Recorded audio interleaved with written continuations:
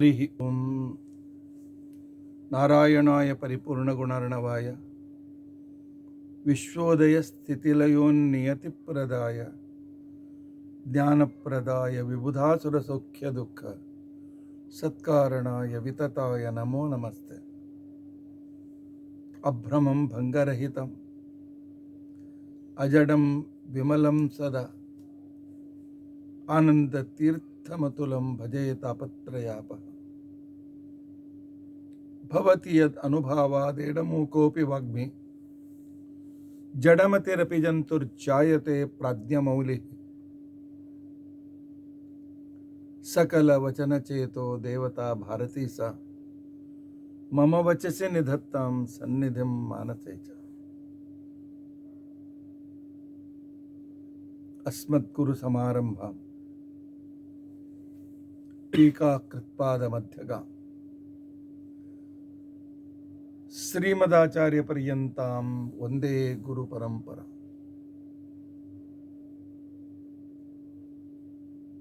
ವಿದ್ಯಾಯಾಂ ವಿಬುಧಾಚಾರ್ಯಂ ವೇದಜ್ಞಾನಾಬ್ಧಿಚಂದಿರಂ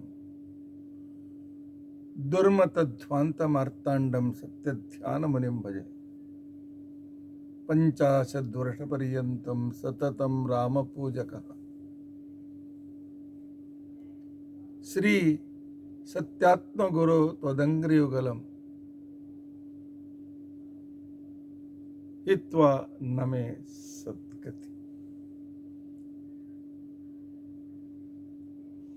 ಯೈರಹಂ ಶುಕವತ್ ಸಮ್ಯಕ್ ಶಿಕ್ಷಿತೋಸ್ಮಿ ಕೃಪಾಲುವೆ ತಾನ್ ವಂದೇ ಧೇನುಪಾಚಾರ್ಯಾನ್ ತತ್ವಜ್ಞಾನಾರ್ಥ ಸಿದ್ಧಯೇ. ಶ್ರೀ ಗುರುಭ್ಯೋ ನಮಃ. ಹರಿ ಓಂ ಹರಿ ಓಂ ಹರಿ ಓಂ. ಸ್ವಸ್ತಿಸ್ತು ಅಸೇಢಸನ್ಮಂಗಲಾನಿ ಸಂತು. ಶ್ಲೋಕೈಕಶ್ರವಣಪಠನಮಾತ್ರೇಣ ವಕ್ತುಶ್ಚ ಶ್ರೋತॄಣಾಂ ನಿಖಿಲ ಕಲಿಕೃತ ಕಲ್ಮಷಾಪನೋದನ ಪಟುತರೆ ಧರ್ಮಾದ್ಯ ಖಿಲ ಪುರುಷಾರ್ಥ ಸಾಧನೆ ಭೂತೆ. ಅದ್ಯ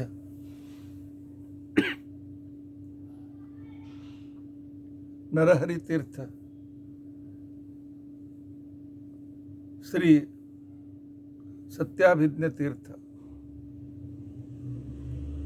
ಶ್ರೀ ಗೋಪಾಲದಾಸರ ದಾಸಾನಾಂ ಚರಿತ್ರ ವಿವರಣಾರಂಭೆ ಸತಿ ಕಿಂಚಿತ್ ಪೂರ್ವಕಥಾನುವಾದಃ. ಹರಿ ಓಂ ಹರಿ ಓಂ ಹರಿ ಓಂ.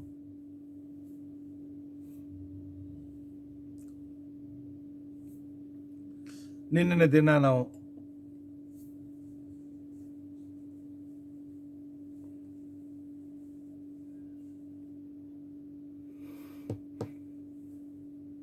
ತೀರ್ಥರ ಮತ್ತು ಸತ್ಯಕಾಮತೀರ್ಥರ ಚರಿತ್ರೆಯನ್ನು ನಿನ್ನೆಯ ದಿವಸ ನಾವು ಕೇಳಿದ್ದೇವೆ. ಇವತ್ತು ಸತ್ಯಾಭಿಜ್ಞ ತೀರ್ಥರು ಉತ್ತರಾರಾಧನೆ, ಗೋಪಾಲದಾಸರ ಉತ್ತರಾರಾಧನೆ.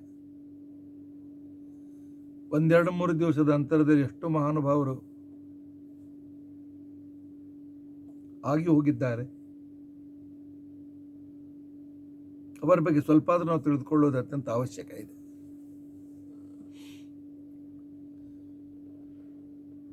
ನಾವು ತಿಳಿದುಕೊಂಡ್ರೆ ಅಲ್ವೇ ನಮ್ಮ ಮಕ್ಕಳಿಗೆ ನಾವು ತಿಳಿಸಿ ಹೇಳ್ತೇವೆ.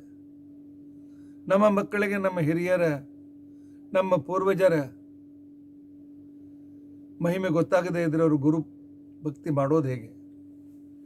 ದಾಸರ ಮೇಲೆ ಆಧಾರ ತೋರಿಸೋದು ಹೇಗೆ? ತಾವು ಕೇಳಿ ನಿಮ್ಮ ಮನೆಯಲ್ಲಿರ್ತಕ್ಕಂಥ ಮಕ್ಕಳನ್ನು ಕೂಡಿಸಿ ಹೇಳಿ.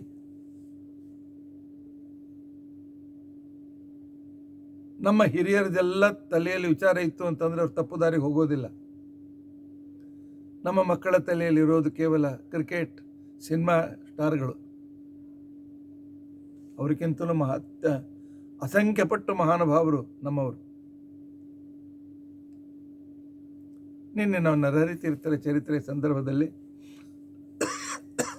ನರಹರಿ ತೀರ್ಥರು ಮೂಲ ರಾಮದೇವರನ್ನು ಸೀತಾದೇವಿಯನ್ನು ಕರೆದುಕೊಂಡು ಯಾವುದರ ಬಗ್ಗೆ ವಾಸಿಷ್ಠ ರಾಮಾಯಣದಲ್ಲಿ ಬಹಳ ವಿಸ್ತಾರವಾಗಿ ವಿವರಣೆ ಇದೆ ಅಂಥ ಅತೀ ಮನೋಹರವಾಗಿರ್ತಕ್ಕಂಥ ರಾಮ ಸೀತಾ ಜೋಡಿ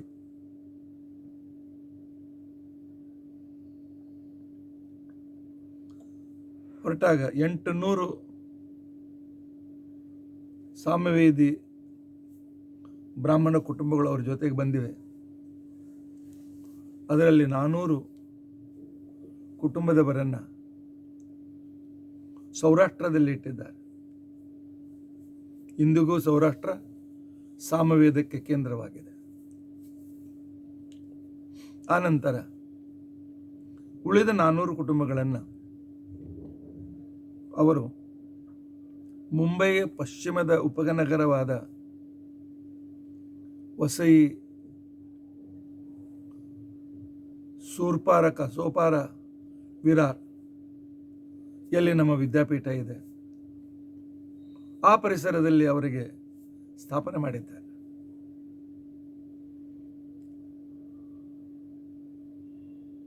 ಹತ್ತೊಂಬತ್ತನೇ ಶತಮಾನದ ಆದಿಯವರೆಗೂ ಈ ಪರಿಸರದಲ್ಲಿ ಶ್ರೇಷ್ಠ ಸಾಮವೇದಿಗಳು ಇದ್ದರು. ಆದರೆ ಪೋರ್ಚುಗೀಸರ ಕ್ರೂರತೆಯಿಂದಾಗಿ ಸುಮಾರು 100-150 ಕುಟುಂಬಗಳು ಬಲಾತ್ಕಾರದಿಂದ ಕ್ರಿಶ್ಚಿಯನ್ ಧರ್ಮವನ್ನು ಸ್ವೀಕಾರ ಮಾಡಬೇಕಾಯಿತು. ಈಗಲೂ ಕೂಡ ಅವ್ರು ಹೇಳ್ಕೊಳ್ತಾರೆ, ನಾವು ಸಾಮವೇದಿ ಕ್ರಿಶ್ಚಿಯನ್ರು ಅಂತ ತಿಳ್ಕೊಂಡಂತೆ. ನನಗಿಲ್ಲಿ ಸಾಕಷ್ಟು ಜನರ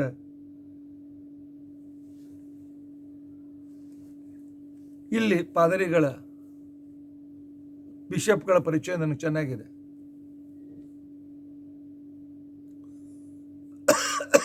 ಅವರು ಪ್ರಾರ್ಥನೆ ಮಾಡೋದು ಕ್ರಿಶ್ಚಿಯನ್ ಪದ್ಧತಿಯ ಪ್ರಕಾರ.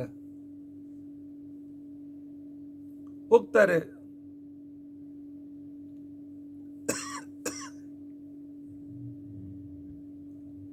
ಅವರ ಚರ್ಚ್ಗಳಿಗೆ ಹೋಗ್ತಾರೆ. ಆದರೆ ಮನೆಯಲ್ಲಿ ಹೆಸರು ಗಂಗಾ, ಗೋದಾವರಿ, ವಾಸುದೇವ ಈ ಹೆಸರು. ಈ ಹೊಸ ಜನರೇಷನ್ ಎಲ್ಲ ಆ ವಿದೇಶಿ ಹೆಸರನ್ನು ಇಟ್ಟುಕೊಂಡಿದ್ದಾರೆ. ಮನೆ ಹೆಣ್ಣುಮಕ್ಕಳು 9 ಗಜ ಸೀರೆ ಉಟ್ಕೊಳ್ತಾರೆ, ಕಚ್ಚೆ ಹಾಕೊಂಡು ಸೀರೆ ಉಟ್ಕೊಳ್ತಾರೆ. ಕ್ರಿಶ್ಚಿಯನ್ರು ಸಾಮವೇದಿ ಕ್ರಿಶ್ಚಿಯನ್ರು ಅಂತ ಹೇಳ್ಕೊಳ್ತಾರೆ. ಮನೆ ಮಂದಿ ತುಳಸಿ ಗಿಡ ಇದೆ. ಸುಮಾರು 100 ಮನೆಗಳಿವೆ ಈ ಪರಿಸರದಲ್ಲಿ.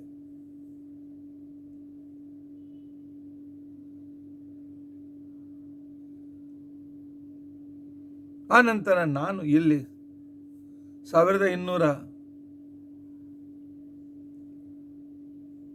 2003ರಲ್ಲಿ ನಮ್ಮ ವಿದ್ಯಾಪೀಠ ಪ್ರಾರಂಭವಾದ ಮೇಲೆ ಇಲ್ಲಿಯ ಸಾಮವೇದಿ ಬ್ರಾಹ್ಮಣರನ್ನು ಸೇರಿಸಿ ಆ ನಂತರ ವಿಚಾರ ವಿಮರ್ಶೆ ಮಾಡಿದಾಗ ಅವರೆಲ್ಲರೂ ಶುದ್ಧ ವೈಷ್ಣವರು. ಸುಮಾರು 300 ಫ್ಯಾಮಿಲಿ ನನಗೆ ಪರಿಚಿತ ಇದೆ.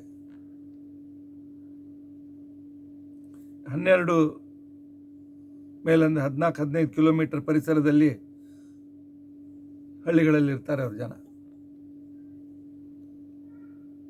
ತಮ್ಮ ಪೂರ್ವ ವೇದವನ್ನು ಮರೆತು ಬಿಟ್ಟಿದ್ದಾರೆ. ಆದರೆ ಬ್ರಾಹ್ಮಣ್ಯ ಬಿಡಲಿಲ್ಲ, ಉಪನಯನ ಮಾಡಿಕೊಳ್ತಾರೆ.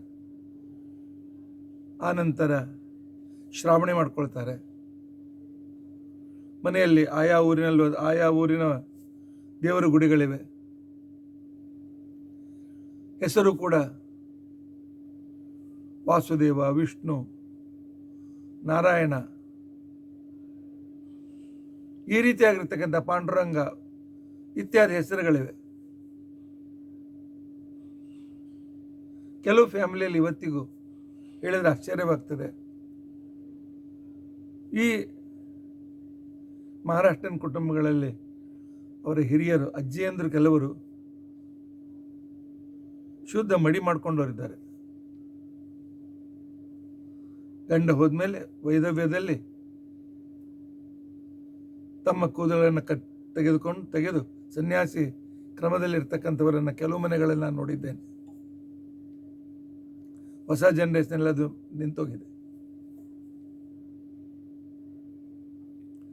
ಅವರ ಪೂರ್ವಜರ ಚರಿತ್ರೆ ಮಾಡಿದಾಗ ನರಹರಿ ತೀರ್ಥರಿಂದ ಬಂದವರಂತ ಗೊತ್ತಾದ ಮೇಲೆ ನಮ್ಮ ಸ್ವಾಮಿಗಳು ಬಂದಾಗ ಸುಮಾರು 300 ಜನ ಈ ಸಾಮವೇದಿ ಬ್ರಾಹ್ಮಣರು ಯಾರನ್ನು ಮೂಲದಲ್ಲಿ ನರಹರಿ ತೀರ್ಥರು ಇಲ್ಲಿ ಸ್ಥಾಪನೆ ಮಾಡಿದರು, ನಮ್ಮ ಸ್ವಾಮಿಗಳಿಂದ ಮುದ್ರೆ ಸ್ವೀಕಾರ ಮಾಡಿ ವೈಷ್ಣವ ದೀಕ್ಷೆಯನ್ನು ಪಡೆದಿದ್ದಾರೆ. ಮನೆಯಲ್ಲಿ ವಿಷ್ಣು ಸರ್ವೋತ್ತಮ ಅಂತೇಳಿ ಪೂಜೆ ಮಾಡ್ತಾರೆ. ಹಲವರು ಏಕಾದಶಿ ಉಪವಾಸ ಮಾಡ್ತಾರೆ. ಹಲವರು ಚಾತುರ್ಮಾಸ್ಯ ವ್ರತವನ್ನು ಮಾಡ್ತಾರೆ.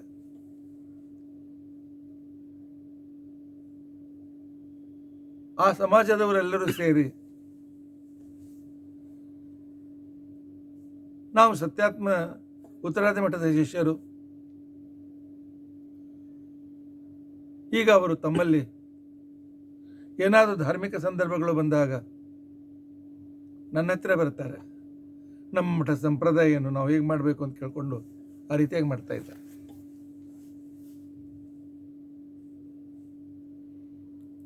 ಇಲ್ಲಿಂದ ಹೊರಟಿರ್ತಕ್ಕಂಥ ನರಹರಿ ತೀರ್ಥರು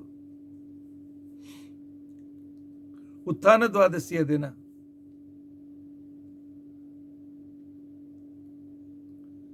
ಸಾಯಂಕಾಲ ಉಡುಪಿಗೆ ಬಂದು ಮುಟ್ಟಿದ್ದಾರೆ.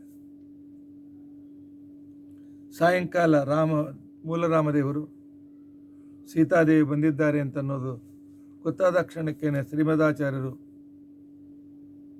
ಮಧ್ವ ಸರೋವರದಲ್ಲಿ ಸ್ನಾನ ಮಾಡಿ ರಾತ್ರಿ ಪೂಜೆಯನ್ನು ಮಾಡಿದ್ದಾರೆ. ಅಂದಿನಿಂದ ಇಂದಿನವರೆಗೂ ಉತ್ತರಾದಿ ಮಠದಲ್ಲಿ ಬೆಳಗ್ಗೆ ಉತ್ಥಾನ ದ್ವಾದಶಿ ದಿವಸ ಪೂಜೆ ಪಾರಣೆ ಎಲ್ಲ ಆದಮೇಲೆಯೂ ಕೂಡ ಪುನಃ ಸಾಯಂಕಾಲ ಸ್ವಾಮಿಗಳು ಸ್ನಾನ ಮಾಡಿ ಮೂಲರಾಮ ಸೀತಾದೇವಿಯರ ಪೂಜೆಯನ್ನು ಮಾಡ್ತಾರೆ. ಅವತ್ತು ಬಂದಿರತಕ್ಕಂಥ ಒಂದು ನೆನಪಿಗಾಗಿ.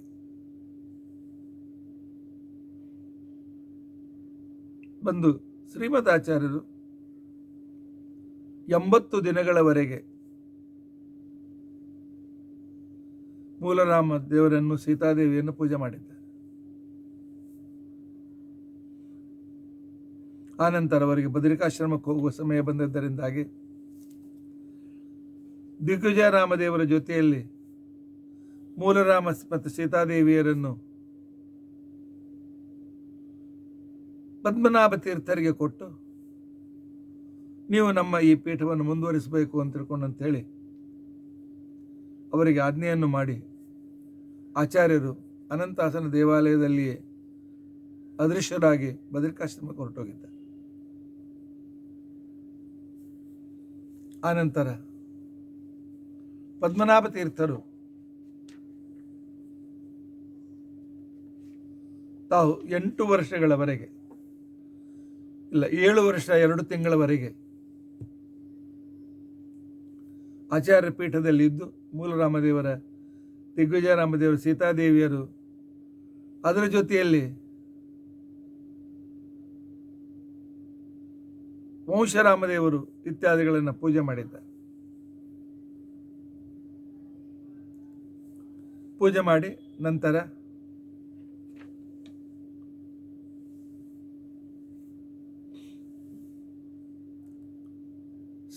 ಸಾವಿರದ 325 24ರಲ್ಲಿ ನರಹರಿ ತೀರ್ಥರಿಗೆ ತಮ್ಮ ಪೀಠವನ್ನು ಕೊಟ್ಟಿದ್ದಾರೆ. ತಮ್ಮ ಉತ್ತರಾಧಿಕಾರಿಗಳನ್ನಾಗಿ ಮಾಡಿದ್ದಾರೆ. ಅಂದಿನಿಂದ ಮುಂದೆ ನರಹರಿ ತೀರ್ಥರು ಎಲ್ಲ ಕಡೆಯಲ್ಲಿ ಸಂಚಾರ ಮಾಡ್ತಾ 9 ವರ್ಷಗಳವರೆಗೆ ಮೂಲರಾಮದೇವ ಸೀತಾದೇವಿಯರನ್ನು ದಿಗ್ವಿಜಯರಾಮದೇವರನ್ನು ಪೂಜೆ ಮಾಡಿದ್ದಾರೆ.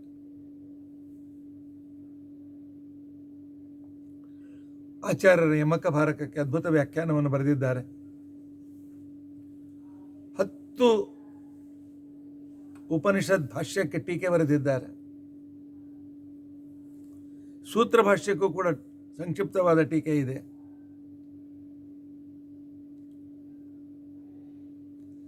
ಸಂಚಾರದಲ್ಲಿ ಹೊಸಪೇಟೆ ಹತ್ತಿರದಲ್ಲಿರುವಾಗ ಊರಿನ ಒಂದು ದೊಡ್ಡ ಕೆರೆ,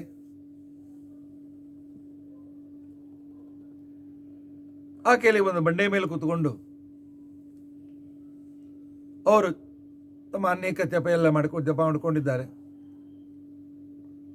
ರಾತ್ರಿ ಬರೀ ಸ್ವಪ್ನದಲ್ಲಿ ನರಹರಿ ತೀರ್ಥರಿಗೆ, ಯಾವ ಬಂಡೆ ಮೇಲೆ ಕೂತ್ಕೊಂಡಿದ್ದಿ, ಅದರ ಕೆಳಗೆ ನಾನಿದ್ದೇನೆ, ನನ್ನನ್ನು ಅಲ್ಲಿಂದ ಮಂದಿರ ಮಾಡಿ ಸ್ಥಾಪನೆ ಮಾಡಬೇಕು ಅಂತ ಆಜ್ಞೆ ಮಾಡಿದಾಗ ಆ ಬಂಡೆಕಲ್ಲನ್ನು ಸರಿಯಾಗಿ ಮೇಲೆ ತೆಗೆದು ನೋಡಿದರೆ ಸುಂದರವಾಗಿರ್ತಕ್ಕಂಥ ನಾರಾಯಣ ಮೂರ್ತಿ. ಹೀಗಾಗಿ ಅದಕ್ಕೆ ನಾರಾಯಣ ಕೆರೆ ಅಂತ ಹೆಸರಿಟ್ಟಿದ್ದಾರೆ. ಆ ಕೆರೆಗೂ ನಾರಾಯಣ ಕೆರೆ, ಅಲ್ಲಿ ದಂಡೆಯಲ್ಲಿ ನಾರಾಯಣ ದೇವರನ್ನು ಸ್ಥಾಪನೆ ಮಾಡಿದ್ದಾರೆ.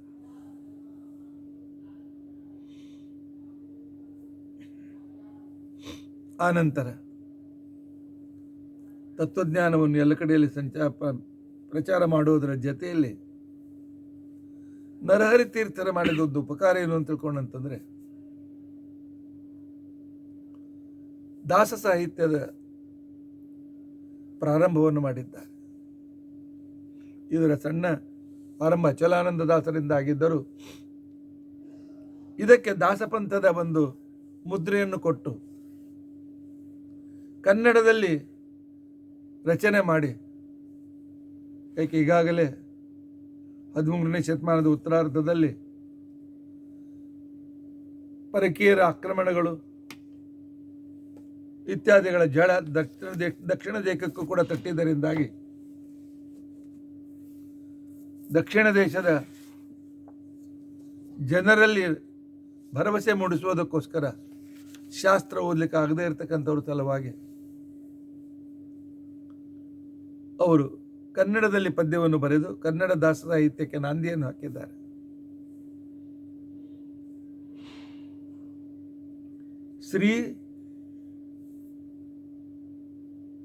ಶ್ರೀಶ ಶ್ರೀ ರಘುಪತಿ ಅಥವಾ ನರಹರಿ ಅಂತನ್ನುವ ಅಂಕಿತದಿಂದ ಅವರು ಮಾಡಿದ 2-3 ಹಾಡುಗಳು ನಮಗೆ ಉಪಲಬ್ಧ ಇವೆ.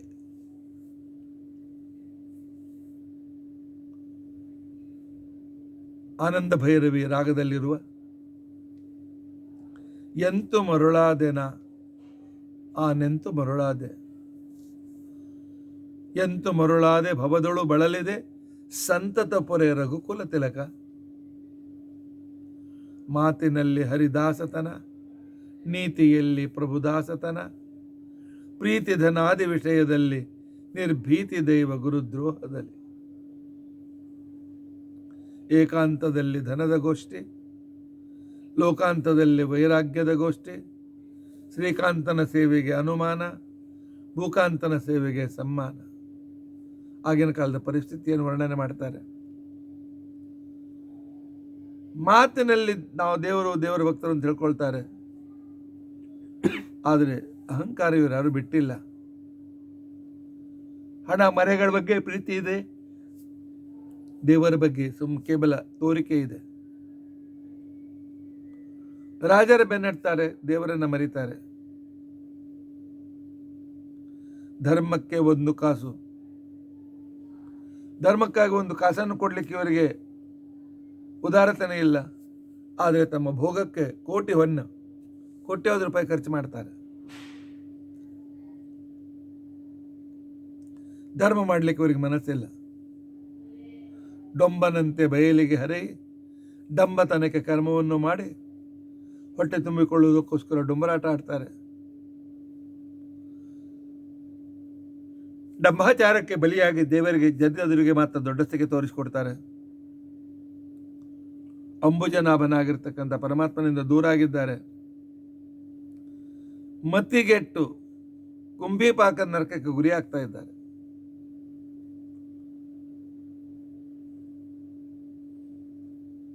ಆನಂತರ ಹೆಂಡತಿಯಲ್ಲಿ ಆಸಕ್ತರಾಗಿ ಮತ್ತಿಗೆಟ್ಟು ವಿಷಯ ಲಂಪಟನಾಗಿ ಪರಮಾತ್ಮನನ್ನು ಯಾರಾದರೂ ಅಪಮಾನ ಮಾಡಿದರೆ ನಾವು ಕೂಡ ಅವ್ರ ಜೊತೆಗೆ ನಕ್ಕು ಅನುಮತಿ ಏನು ಮಾಡ್ತೇವೆ? ಪರಮಾತ್ಮನ ಅವಮಾನಕ್ಕೆ ನಮಗೂ ಕೂಡ ನಗು ಬರ್ತದೆ.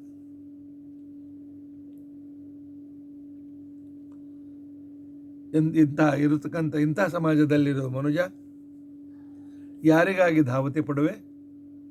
ಯಾರಿಗೋಸ್ಕರ ಇಷ್ಟೆಲ್ಲ ಕಷ್ಟಪಡ್ತಾ ಇದ್ದೀಯಾ? ಯಾರಿಗೋಸ್ಕರ ಹಣ ಒಡವೆಗಳನ್ನು ಬಚ್ಚಿಡ್ತಾ ಇದ್ದೀಯಾ?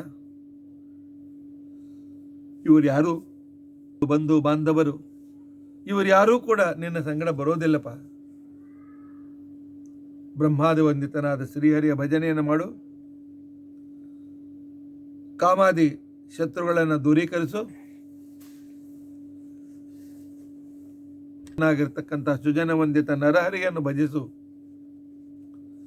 ಶ್ರೀಶ ಶ್ರೀ ರಘುಪತಿ ಅಂತ ತಿಳ್ಕೊಂಡಂತ ಹೇಳಿ ಅಂಕಿತದಿಂದ ಪದ್ಯವನ್ನು ಬರೆದಿದ್ದಾರೆ ನರಹರಿ ತೀರ್ಥರು.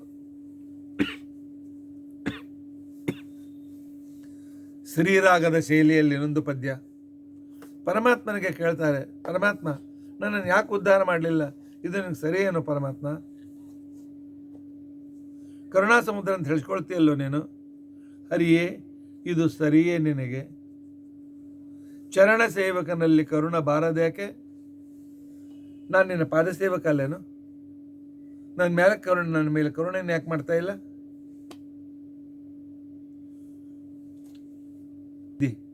ಅಂತೇಳಿ ನೀನು ನನ್ನ ಸಂರಕ್ಷಣೆ ಮಾಡದೇ ಇದ್ದರೆ ಪತಿತ ಪಾವನ ಅಂತ ಅನ್ಸ್ಕೊಂಡು ನಿನ್ನ ಹೆಸರು ಇಟ್ಟುಕೊಂಡದ್ದು ಯಾಕೆ? ಪತಿತರನ್ನು ತಿರಸ್ಕಾರ ಮಾಡಿಸುವ ನೀನು ಪತಿತ ಪಾವನ ಹೇಗಾಗ್ತೀಯಪ್ಪ ಪರಮಾತ್ಮ? ಇಂಥ ರೀತಿಯಾಗಿ ಎಲ್ಲ ವಿಧದಿಂದಲೂ ಪತಿತನಾದ ನನ್ನನ್ನು ಉದ್ಧರಿಸು. ಆಗ ನಿನ್ನ ಪತಿತ ಪಾವನ ಆ ವಿಶೇಷಣಕ್ಕೆ ಬೆಲೆ ಬರ್ತದೆ ಪರಮಾತ್ಮ. ಶಕ್ತ ನೀನಾಗಿದ್ದು ನೀನು ಸಮರ್ಥ, ಸರ್ವಸಮರ್ಥ. ಭಕ್ತರನ್ನು ಉಪೇಕ್ಷಿಸಬೇಡ ಪರಮಾತ್ಮ. ಭಕ್ತವತ್ಸಲ ಅಂತನ್ನು ಹೆಸರನ್ನು ಕೆಡಿಸಿಕೊಳ್ಬೇಡ.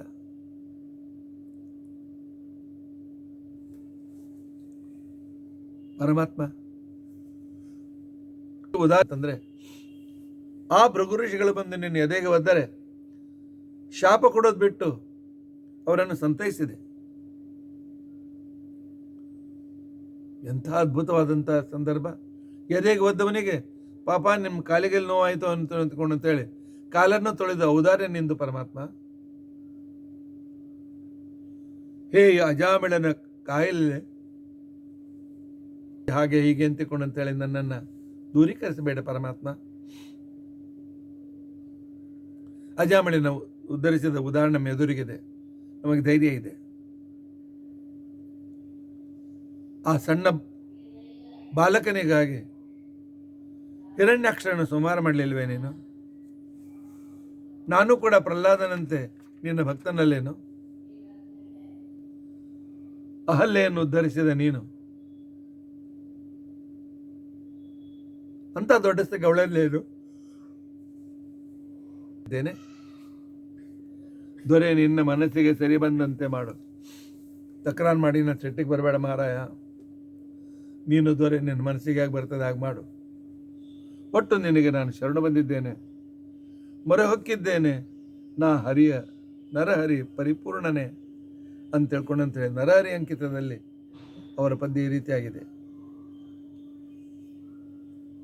ಈ ರೀತಿಯಾಗಿ ದಾಸ ಸಾಹಿತ್ಯಕ್ಕೆ ಸರಿಯಾಗಿರ್ತಕ್ಕಂತಹ ಗಟ್ಟಿಮುಟ್ಟಾದ ಬೇರಿನ ಸ್ಥಾನದಲ್ಲಿದ್ದು ಅದನ್ನು ಸರಿಯಾದ ರೀತಿಯಲ್ಲಿ ಮೊಳಕೆ ಹೊಡೆಯುವಂತೆ ಮಾಡಿ ಬೆಳೆಸಿದಂತಕವರು ನರಹರಿ ತೀರ್ಥ. ಇಂಥವರು ವೃಂದಾವನ ಹಂಪಿಯಲ್ಲಿದೆ, ದೂರದಲ್ಲಿ ನರಹರಿ ತೀರ್ಥರ ವೃಂದಾವನ ಇದೆ. 90 ವರ್ಷ ಬಾಳಿದವರು, 9 ವರ್ಷ ಪೀಠವನ್ನು ಆಳಿರತಕ್ಕಂಥ ಮಹಾನುಭಾವರು,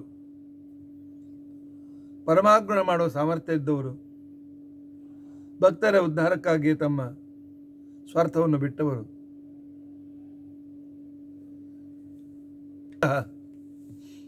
ಅದ್ಭುತ ವ್ಯಕ್ತಿತ್ವ ನರಹರಿ ತೀರ್ಥರದು.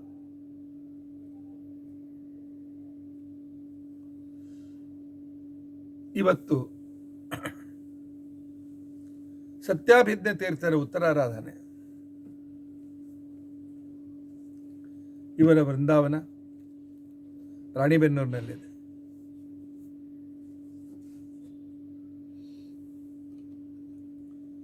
ನಾವು ನೀವೆಲ್ಲರೂ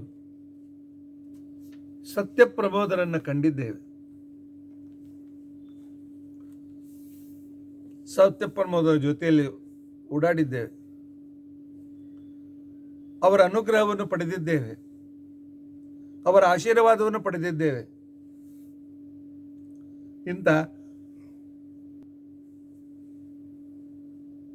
ಸತ್ಯಪ್ರಮೋದ ತೀರ್ಥರಂಥ ಮಹಾನುಭಾವರನ್ನು ನಮಗೆ ಕೊಟ್ಟವರು ಸತ್ಯಾಭಿಜ್ಞ ತೀರ್ಥರು.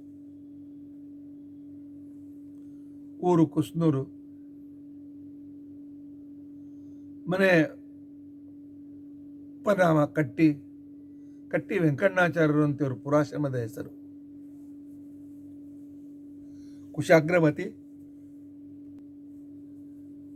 ಕುಶಾಗ್ರಮತಿ ಪರಿಶ್ರಮಿ, ಅದ್ಭುತ ಪಾಂಡಿತ್ಯ. 25ನೇ ಹರೆಯದಲ್ಲಿ ವ್ಯಾಸತ್ರಯಗಳನ್ನು ಪಾಠ ಹೇಳುವ, 25ರ ಹರೆಯದಲ್ಲಿ ಶ್ರೀಮನ್ ನ್ಯಾಯಸುಧಾದಿ ಗ್ರಂಥಗಳನ್ನು ಗ್ರಂಥವಿಲ್ಲದೆ ನೋಡದೆ ಪಾಠ ಹೇಳುವ ಅದ್ಭುತವಾದಂಥ ಪಾಂಡಿತ್ಯ. ಪಾಂಡುರಂಗಿ ಜಯಾಚಾರ್ಯರು ಇವರ ಅಂದರೆ ಸತ್ಯಧ್ಯಾನತರ ಶಿಷ್ಯ ನಂತರ ಬಂದಿರತಕ್ಕಂಥ ಸತ್ಯಪ್ರಜ್ಞ ತೀರ್ಥರು ಇವರ ಗುರುಗಳು.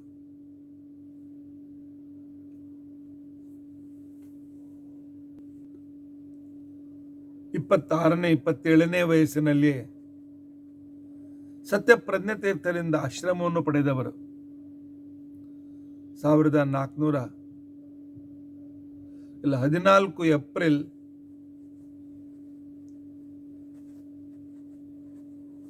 1445ರಲ್ಲಿ ಆಶ್ರಮವನ್ನು ತೆಗೆದುಕೊಂಡರು. 2 ವರ್ಷ 10 ತಿಂಗಳು ಪೀಠದ ಮೇಲಿದ್ರು. 30ನೇ ವಯಸ್ಸಿನ ಹರೆಯದಲ್ಲಿ ಯಾವುದೋ ವಿಶಿಷ್ಟವಾಗಿರ್ತಕ್ಕಂತಹ ಪ್ರಾರಬ್ಧ ಕ್ರಮದಿಂದ ನಮ್ಮದು ರೋಗಕ್ಕೆ ತುತ್ತಾಗಿ ವೃಂದಾವನಸ್ಥರಾಗಬೇಕಾಯಿತು. 30ನೇ ವಯಸ್ಸಿನ ಸಣ್ಣ ವಯಸ್ಸಿನಲ್ಲಿ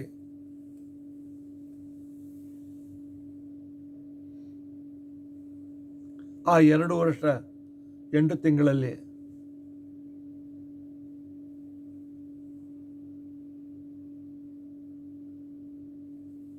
ದಕ್ಷಿಣ ದೇಶಕ್ಕೆ ತಿರುಪತಿಯನ್ನು ಪ್ರಾರಂಭ ಮಾಡಿಕೊಂಡು ಪೂರ್ತಿ ದಕ್ಷಿಣ ದೇಶದಲ್ಲಿ ತಿರುಗಾಡಿ ಎಲ್ಲ ಕಡೆಯಲ್ಲಿಯೂ ಜ್ಞಾನ ಸತ್ರ ವಾದವಿವಾದ ಮಾಡಿ ಸೋಲಿಸಿ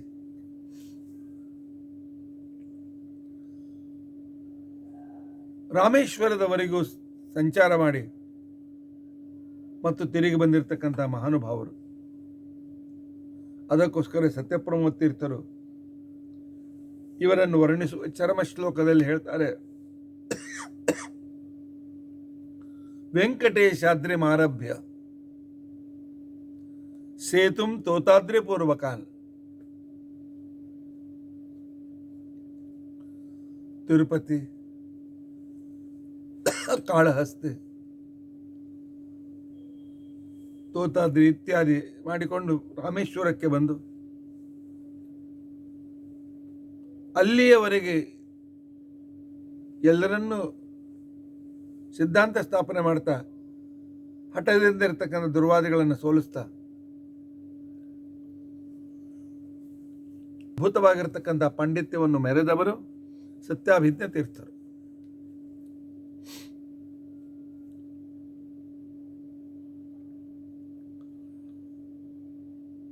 ಇವರ ಪಾಠದ ಶೈಲಿಯಲ್ಲಿ ಗರಡಿಯಲ್ಲಿ ತಯಾರಾಗಿರ್ತಕ್ಕಂಥವರು ಸತ್ಯಜ್ಞಾನರ ಶಿಷ್ಯರಾಗಿರ್ತಕ್ಕಂತಹ ಜಾಲಿಹಾಳ್ ಶ್ರೀನಿವಾಸಾಚಾರ್ಯರು, ಆನಂತರ ಬರಕೇಡಿ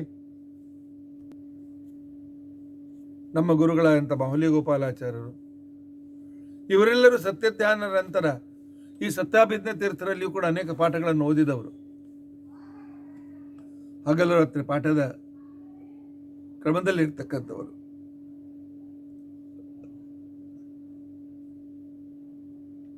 ನರಹರಿ ತೀರ್ಥರ ಉತ್ತರಾರಾಧನೆ, ಸತ್ಯಾಭಿಜ್ಞ ತೀರ್ಥರ ಪೂರ್ವಾರಾಧನೆ ಏನೋ ಒಂದು ಸೂಚನೆ ತೋರಿಸ್ತಾ ಇದೆ. ಇವರಿಗೆ ಅಭಿನವ ನರಹರಿ ತೀರ್ಥರು ಅಂತಂದ್ರೂ ಕೂಡ ಪರವಾಗಿಲ್ಲ. ಯಾಕೆ? ಅವರು ನರಹರಿ ತೀರ್ಥರು ಮೂಲ ಸೀತಾರಾಮದೇವರನ್ನು ತಂದುಕೊಟ್ರೆ, ಮಹಾ ಸಂಕಟದಲ್ಲಿಯೂ ಕೂಡ ರಾಮದೇವರ ಪೆಟ್ಟಿಗೆಯನ್ನು ರಕ್ಷಣೆ ಮಾಡಿರ್ತಕ್ಕಂಥ ಮಹಾನ್ ಕೀರ್ತಿ ಸತ್ಯಾಭಿಜ್ಞ ತೀರ್ಥರು.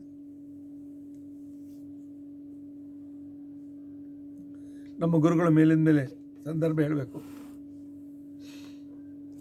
ಆಗ ರಾಮೇಶ್ವರಕ್ಕೆ ಸಮುದ್ರ ಮಧ್ಯದಲ್ಲಿ ಈಗಿನಂತೆ ಬ್ರಿಡ್ಜ್ ಇರಲಿಲ್ಲ, ಹಡಗಿನಲ್ಲಿ ಹೋಗ್ಬೇಕು.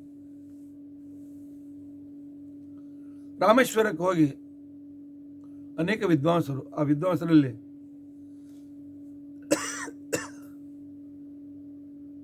ಮಳಗಿ ವೇದವ್ಯಾಸಾಚಾರ್ಯರು ಇದ್ದರು, ಬರಕೇಡಿ ನರಸಿಂಹಾಚಾರ್ಯರು, ಜಾಲಿಹಾಳ್ ಶ್ರೀನಿವಾಸಾಚಾರ್ಯರು, ಸುಮಾರು 40-50 ಜನ ವಿದ್ವಾಂಸರು ಒಂದೇ ನೌಕೆಯಲ್ಲಿ ಕೂತ್ಕೊಂಡಿದ್ದಾರೆ. ಸತ್ಯಾಭಿಜ್ಞ ತೀರ್ಥರು ಅದೇ ನೌಕೆಯಲ್ಲಿದ್ದಾರೆ. ರಾಮದೇವರ ಪೆಟ್ಟಿಗೆ ಜೊತೆಯಲ್ಲಿದೆ.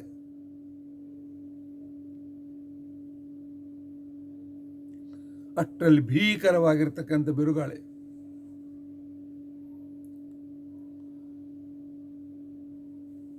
ಇವರು ಕುಳಿತುಕೊಂಡಿರ್ತಕ್ಕಂಥ ನೌಕೆ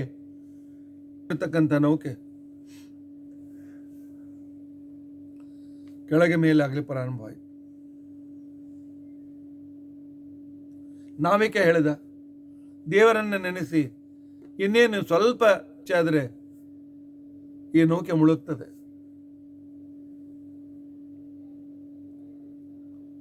ಸತ್ಯಾಭಿಜ್ಞ ವಿಚಾರ ಮಾಡೋದು, ನನ್ನ ಕೈಯಲ್ಲಿ ಬಲರಾಮ ದೇವರ ಪೆಟ್ಟಿಗೆ ಇದೆ. ಸಮುದ್ರದಲ್ಲಿ ಮುಳುಗಿ ಹೋದರೆ ಮುಂದಿನ ಜನರೇಷನ್ಗೆ ರಾಮದೇವರ ದರ್ಶನ ಆಗೋದು ಹೇಗೆ? ಅದರಲ್ಲಿಯೂ ಕೂಡ ನನ್ನ ಜೊತೆಯಲ್ಲಿ ಸುಮಾರು 50 ಜನ ವಿದ್ವಾಂಸರಿದ್ದಾರೆ. ಈ ವಿದ್ವಾಂಸರ ನಂದಾದೀಪಗಳು, ಜಗತ್ತಿನಲ್ಲಿ ಜ್ಞಾನದ ಬೆಳಗನ್ನು ಕೊಡತಕ್ಕಂಥ ಮಹಾನುಭಾವರಿವರು. ಇಷ್ಟು ಜನ ವಿದ್ವಾಂಸರನ್ನು ಬಲಿ ತೆಗೆದುಕೊಳ್ಬೇಕು. ರಾಮದೇವ್ರ ಪೆಟ್ಟಿ ತೆಗೆದುಕೊಂಡು ಹೆಗಲ ಮೇಲೆ ಕೆಳಗೆ ಮೇಲೆ ಆಗ್ತಕ್ಕಂಥ ಆ ಹಡಗಿನಲ್ಲಿ ನಿಂತ್ಕೊಂಡ್ರು. ರಾಮದೇವರ ಪ್ರಾರ್ಥನೆ ಮಾಡ್ತಾ ಇದ್ದಾರೆ. ಸಮುದ್ರಕ್ಕೇನೆ ಸೇತುವೆ ಕಟ್ಟಿರ್ತಕ್ಕಂಥ ಆ ಶ್ರೀರಾಮಚಂದ್ರ ಇವರ ಪ್ರಾರ್ಥನೆಗೆ ಒಲಿದಿದ್ದಾನೆ. ಇನ್ನೇನು ಹಡಗು ಉರುಳಿ ಬೀಳ್ಬೇಕು. ಅಷ್ಟಲ್ಲಿ ಒಮ್ಮೆಲೆ ಆ ಬಿರುಗಾಳಿ ಶಾಂತವಾಯಿತು, ಅತಿ ಸಾಮಾನ್ಯವಾಯಿತು. ಸಮುದ್ರ ತೆರೆ ಮತ್ತೆ ಸಾವಕಾಶವಾಗಿ ಹರಿಲಿಕ್ಕೆ ಪ್ರಾರಂಭ ಆದವು. ಕಣ್ಣು ಮುಚ್ಚು ಕಣ್ಣು ತೆಗೆಯೋದ್ರಲ್ಲಿ ಬದಲಾವಣೆ. ಅದರಿಂದಾಗಿ ಮೂಲರಾಮದೇವರು ತಮ್ಮ ತಪಶಕ್ತಿಯಿಂದ ಮೂಲರಾಮದೇವರ ಪೆಟ್ಟಿಗೆಯನ್ನು, ವಿದ್ವಾಂಸರನ್ನು ಉಳಿಸಿರ್ತಕ್ಕಂಥ ಮಹಾನುಭಾವರು ಸತ್ಯಾಭಿಜ್ಞ ತೀರ್ಥರು. ರಾಣೆಬೆನ್ನೂರಿನಲ್ಲಿರುವಾಗ ದೇಹಾಲಸ್ಯವಾಯಿತು.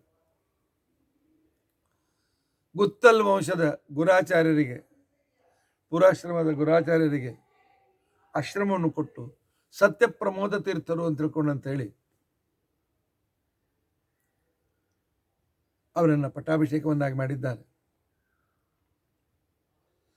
ತಮ್ಮ ಸಂಸ್ಥಾನದ ಪೆಟ್ಟಿಗೆಯಲ್ಲಿ ಒಪ್ಪಿಸಿದ್ದಾರೆ. ಇದು ನಡೆದು ನಸುಕಿನಲ್ಲಿ 4 ಗಂಟೆಗೆ.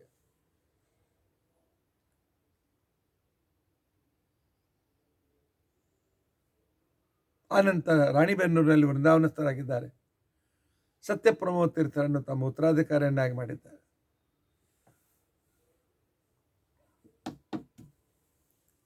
ವರ್ಷ 8 ತಿಂಗಳು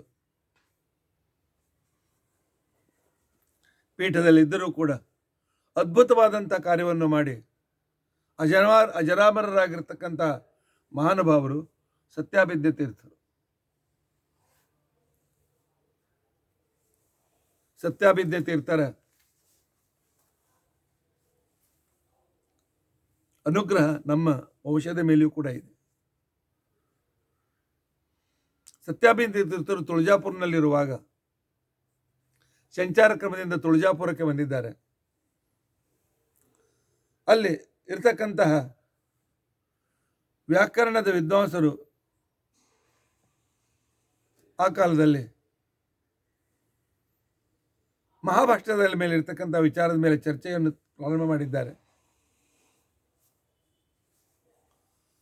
ಪೂರ್ವಪಕ್ಷಿಗಳು, ಮಹಾವೈಯಾಕರಣಿಗಳು, ಅದ್ಭುತವಾದ ರೀತಿಯ ವಾಕ್ಯಾರ್ಥ ನಡೆದಿದೆ. ಮಧ್ಯದಲ್ಲಿ ಸತ್ಯಾಭಿಜ್ಞ ತೀರ್ಥರು ಹೇಳ್ತಾರೆ, ಇವರು ಭಾಷ್ಯದ ಮೇಲೆ ಮಾಡಿದ ಆಕ್ಷೇಪಕ್ಕೆ ಏನಾದ್ರು ನಿಮ್ಮ ಹತ್ರ ಉತ್ತರ ಇದೆಯಾ ಅಂತೇಳಿ ತಮ್ಮ ಪಂಡಿತರಿಗೆ ಕೇಳ್ತಾರೆ. ಅವರಿಗೊಂದು ಮಹತ್ವ ಕೊಡಬೇಕು ಅಂತ ತಿಳ್ಕೊಂಡಂತೇಳಿ ನಮ್ಮ ತಂದೆ ನಾಗರಹಳ್ಳಿ ರಾಮಾಚಾರ್ಯರು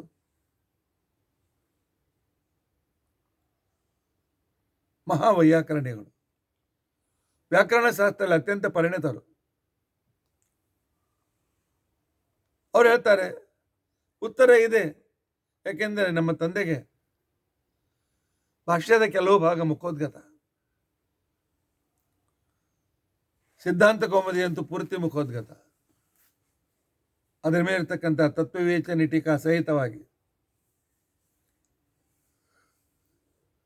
ಇಂತಹ ಅದ್ಭುತವಾಗಿರ್ತಕ್ಕ ಆ ಕಾಲದಲ್ಲಿ ಆ ಪ್ರಶ್ನೆಗೆ ಉತ್ತರವನ್ನು ಕೊಟ್ಟಾಗ ಸತ್ಯಾಭಿಜ್ಞ ತೀರ್ಥರು ಬಹಳ ಸಂತುಷ್ಟರಾಗಿ,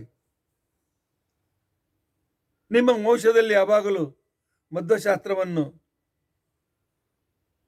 ಅಧ್ಯಯನ ಮಾಡಿ ಅದನ್ನು ಪ್ರಚಾರ ಮಾಡತಕ್ಕಂಥ ಮಕ್ಕಳು ನಿಮಗೆ ಹುಟ್ಟಲಿ ಅಂತ ತಿಳ್ಕೊಂಡು ಅಂತೇಳಿ ಸತ್ಯಾಭಿಜ್ಞ ತೀರ್ಥರು ಮಾಡಿದ ಆಶೀರ್ವಾದ ಬಲದಿಂದ ಇವತ್ತಿಗೂ ನಮ್ಮ ಮನೆತನದಲ್ಲಿ ಶಾಸ್ತ್ರಾಧ್ಯಯನ ಉಳಿದುಕೊಂಡು ಬಂದಿದೆ. ಹೀಗೆ ನಮ್ಮ ವಂಶದ ಮೇಲೆಯೂ ಕೂಡ ಪರಮಾನುಗ್ರಹ ಮಾಡಿರ್ತಕ್ಕಂಥ ಮಹಾನುಭಾವರು ಸತ್ಯಾಭಿಜ್ಞ ತೀರ್ಥರು. ಇವರು ಆಳಿದ್ದು ಕೇವಲ 2 ವರ್ಷ 10 ತಿಂಗಳು ಮಾತ್ರ. ಆದರೆ ಇವರು ಗಳಿಸಿದ ಕೀರ್ತಿ ಅಜರಾಮರ. ಇಂಥ ಸತ್ಯಾಭಿಜ್ಞ ತೀರ್ಥರನ್ನು ಇವತ್ತು ನಾವು ನೆನೆಸಿದ್ದೇವೆ. ಅವರ ಅನುಗ್ರಹದಿಂದ ಶ್ರೀಮದ್ ಆಚಾರ್ಯ ಅನುಗ್ರಹ, ಅವರ ಮುಖಾಂತರ ಶ್ರೀಕೃಷ್ಣನ ಅನುಗ್ರಹ, ಮೂಲರಾಮದೇವ ಅನುಗ್ರಹ ನಮ್ಮ ಮೇಲೆ ಆಗ್ತದೆ. ಇದರಲ್ಲಿ ಯಾವ ಸಂಶಯವೂ ಕೂಡ ಇಲ್ಲ ಅಂತೇಳಿ ಅವರನ್ನು ಮತ್ತೊಮ್ಮೆ ಸ್ಮರಿಸಿ ಮುಂದುವರಿಯೋಣ. ವೆಂಕಟೇಶಾದ್ರಿಮಾರಭ್ಯ ಸೇತುಂ ತೋತಾದ್ರಿಪೂರ್ವಕಾನ್ ಗತ್ವಾ ವಿದ್ಯುಜಯೇ ಪಾತು ಸತ್ಯಾಭಿಜ್ಞ ಗುರುತ್ತಮ ಅಂತ ತಿಳ್ಕೊಂಡಂತೇಳಿ ಸತ್ಯಪ್ರಮೋದ ತೀರ್ಥರವರು ಚರ್ಮಶ್ಲೋಕವನ್ನು ಧರಿಸಿದ್ದಾರೆ. ಅದನ್ನು ನಾವು ಸ್ಮರಣೆ ಮಾಡ್ತಾ ಇದ್ರೆ, ಗುರುಗಳ ಅವರ ಆಜ್ಞೆಯನ್ನು ನಾವು ಪರಿಪಾಲನೆ ಮಾಡ್ತಾ ಇದ್ರೆ ನಮ್ಮ ಜೀವನದಲ್ಲಿ ಸುಖ ಸಮೃದ್ಧಿಗಳು ಯಾವುದಕ್ಕೂ ಕೊರತೆ ಆಗೋದಿಲ್ಲ. ಅದರ ಜೊತೆಯಲ್ಲಿ ದೈವೀಯ ಸಂಪತ್ತಾಗಿರ್ತಕ್ಕಂಥ ಜ್ಞಾನಭಕ್ತ ವೈರಾಗ್ಯಗಳ ಮುಖಾಂತರ ಪರಮಾತ್ಮನ ಪರಮಾನುಗ್ರಹ ಕೂಡ ಪ್ರಾಪ್ತವಾಗ್ತದೆ. ಆದ್ದರಿಂದ ಸಂಕ್ಷಿಪ್ತ ಚರಿತ್ರೆ ವಿವರಣೆ ಮಾಡಿದ್ದಕ್ಕೆ ಗುರುಗಳು ನಮ್ಮ ಮೇಲೆ ಅನುಗ್ರಹ ಮಾಡಲಿ ಅಂತ ತಿಳ್ಕೊಂಡಂತ ಹೇಳಿ ನಾನು ಸತ್ಯಾಭಿಜ್ಞ ತೀರ್ಥರ ಚರಿತ್ರೆಗೆ ವಿರಾಮವನ್ನು ಹಾಕ್ತೇನೆ. ಇವತ್ತಿನ ದಾಸ ಚತುಷ್ಟಯರಲ್ಲಿ ಪ್ರಮುಖರು ಒಬ್ಬರನ್ನು ಅನಿಸಿಕೊಂಡಿರ್ತಕ್ಕಂಥ ಗೋಪಾಲದಾಸರ ಉತ್ತರಾರಾಧನೆ. ನಿಜವಾಗಿಯೂ ನಾವು ಇವತ್ತು ದೊಡ್ಡ ಉತ್ಸವವನ್ನು ಮಾಡಿ ಅವರ ವಿಷಯದಲ್ಲಿ ಸಾಕಷ್ಟು ಪ್ರಚಾರ ಮಾಡಿ ಅವರ ಸೇವೆ ಮಾಡಬೇಕಾಗಿತ್ತು. ಆದರೆ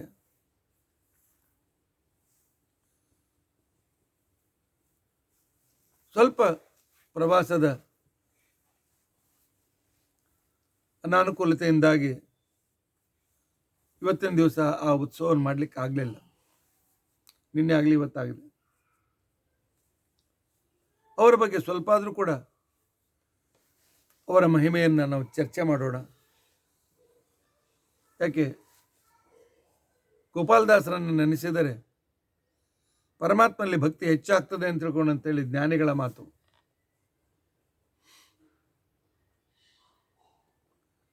ಅದಕ್ಕೋಸ್ಕರವೇ ಭಕ್ತಿಯಲ್ಲಿ ಭಾಗಣ್ಣ ಅಂತ ತಿಳ್ಕೊಂಡು ಅಂತೇಳಿ ಇವರ ಬಗ್ಗೆ ಜ್ಞಾನಿಗಳು ಹೇಳಿದ ಮಾತು ಇದೆ. ಪರಮ ಭಕ್ತ,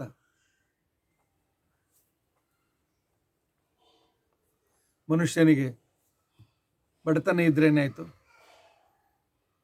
ಮನುಷ್ಯನಿಗೆ ಅಭಾವಗಳಿದ್ರೇನಾಯಿತು, ಮನುಷ್ಯನಿಗೆ ಅನಾನುಕೂಲತೆ ಇದ್ರೇನಾಯಿತು, ಭಗವಂತನ ಅನುಗ್ರಹವಾದರೆ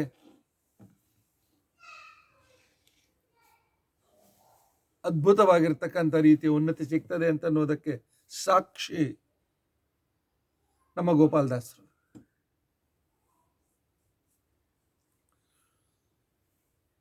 (1722)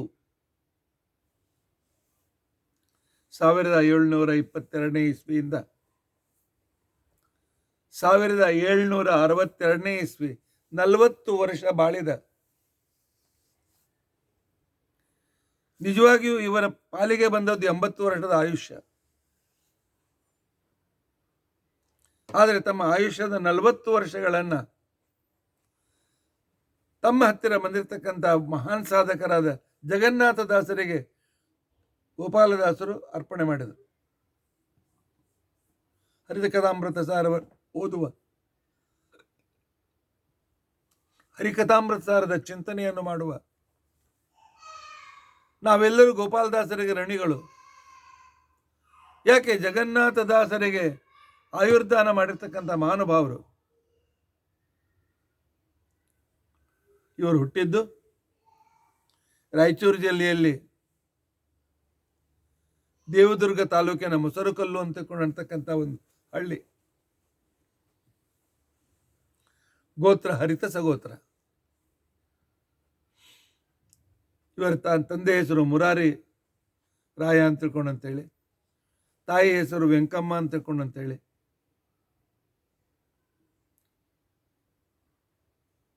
ಇವರಿಗಿನ್ನು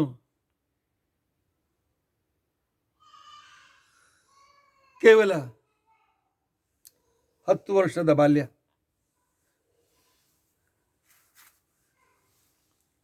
ಮೂರು ಜನ ತಮ್ಮಂದಿರು. ಹೀಗಿರುವಾಗಲೇ ತಂದೆ ಮುರಾರಿ ರಾಯರು ಕಾಲವಶರಾದರು. 4 ಜನ ಗಂಡಸು ಮಕ್ಕಳು. ಈ ವೆಂಕಮ್ಮನಿಗೆ ನಮ್ಮ ಆಸ್ತಿಯಲ್ಲಿ 4 ಭಾಗ ಕೊಡಬೇಕಾಗ್ತದೆ ಅಂತ ತಿಳ್ಕೊಂಡಂತೇಳಿ ದಾಯಾದಿಗಳು, ಬಂಧುಗಳು ಅನಾಥಳಾಗಿರ್ತಕ್ಕಂಥ ವೆಂಕಮ್ಮನನ್ನ ಮನೆಯಿಂದ ಹೊರಗೆ ಹಾಕಿದ್ದಾರೆ. ಜಗತ್ತಿನಲ್ಲಿ ಹಣಕ್ಕಾಗಿ ಅನ್ಯಾಯ ಮಾಡ್ತಕ್ಕಂಥ ಜನರು ಬೇಕಾದಷ್ಟು ಜನ ಇದ್ದಾರೆ. ಪಾಪ ಅನಾಥಳಾಗಿರ್ತಕ್ಕಂಥ ವೆಂಕಮ್ಮ ಅಲ್ಲಿಂದ ಸುಂಕಾಪುರಕ್ಕೆ ಬರ್ತಾಳೆ. ಸುಂಕಾಪುರದ ಊರಿನ ಹೊರಗೆ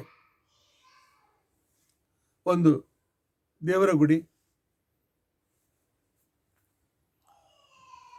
ಅದರ ಒಂದು ಭಾಗದಲ್ಲಿ ತನ್ನ ಬಿಡಾರವನ್ನು ಬೀಳ್ತಾಳೆ. 4 ಜನ ಸಣ್ಣ ಮಕ್ಕಳು, 1 ಗಂಟು ಸಾಮಾನಷ್ಟೇ. ಬೆಳಗ್ಗೆ ಒಂದು 10 ಮನೆ ಭಿಕ್ಷೆ ಬೇಡಬೇಕು. ಅವರು ಕೊಟ್ಟ ಧಾನ್ಯ ಕಾಳುಗಳನ್ನು ತಂದು ಅಡಿಗೆ ಮಾಡಿ ತನ್ನ ಮಕ್ಕಳಿಗೆ ಪೋಷಣೆ ಮಾಡಬೇಕು. ಇವಳ ಕಷ್ಟವನ್ನು ನೋಡಿ ಆ ಊರಿನ ಒಬ್ಬ ಉದಾರಿಗಳು ಒಂದು ಸಣ್ಣ ಗದ್ದೆಯನ್ನು ಇವಳ ಹೆಸರಿಗೆ ಕೊಟ್ಟಿದ್ದಾರೆ, ದಾನ ಮಾಡಿದ್ದಾರೆ. ಅದರಲ್ಲಿ ನೀನು ಬೆಳೆಯನ್ನು ಬೆಳೆಸಿ ನಿನ್ನ ಮಕ್ಕಳನ್ನು ಪೋಷಣೆ ಮಾಡಮ್ಮ ಅಂತ ಕೊಡಂತೇಳಿ. ಆದರೆ ದೈವ ಹೇಗೆ ಯಾವಾಗ ತನ್ನ ಮಹಿಮೆಯನ್ನು ತೋರಿಸ್ತದೆ ಹೇಳಲಿಕ್ಕಾಗೋದಿಲ್ಲ. 1 ವರ್ಷ ಆಯ್ತು, 2 ವರ್ಷ ಆಯ್ತು. ಆ ಊರಿನ ಕುಲಕರ್ಣಿಗೇನು ಈ ವೆಂಕಮ್ಮ ತನ್ನ ಮನೆಯಲ್ಲಿ ಬಂದು ದಾಸಿ ಅಂತ ದುಡಿಬೇಕು. ಸ್ವಾಭಿಮಾನಿಯಾಗಿರ್ತಕ್ಕಂಥ ವೆಂಕಮ್ಮ ಒಪ್ಪಲಿಲ್ಲ. ಹೀಗಾಗಿ ಗದ್ದೆಯಲ್ಲಿ ಬೆಳೆ ಬಂದಾಕ್ಷಣಕ್ಕೇನೆ ಏನೋ ಒಂದು ನೆವ ಮಾಡಿ ನೀವು ಆ ತಪ್ಪು ಮಾಡಿದೆ ಈ ತಪ್ಪು ಮಾಡಿದ್ದೀರಿ ಅಂತ ತಿಳ್ಕೊಂಡು ಅಂತೇಳಿ ಬೆಳೆದ ಎಲ್ಲ ಬೆಳೆಯನ್ನು ತನ್ನ ಮನೆಗೆ ಸಾಗಿಸಿದ. ವೆಂಕಮ್ಮ ಅರ್ಧ ಅನ್ನಾದರೂ ಇಡೋ ಮಕ್ಕಳಿಗೋಸ್ಕರ, ನಾನು ಉಪವಾಸ ಇರ್ತೇನೋ, ನನ್ನ ಮಕ್ಕಳಿಗೋಸ್ಕರ ಅರ್ಧವನ್ನಾದರೂ ಬೆಳೆಯನ್ನು ಇಡೋ ಅಂತ ತಿಳ್ಕೊಂಡಂತ ಅಂಗಲ ಹಚ್ಚಿದ್ರು ಕೂಡ ಇಡಲಿಲ್ಲ. 10 ವರ್ಷದ ಭಾಗಣ್ಣನಿಗೆ ಇದನ್ನ ಮೇಲೆ ಭಾಳ ಮನಸ್ಸಿನ ಮೇಲೆ ಭಾಳ ದುಃಖ ಆಯ್ತು.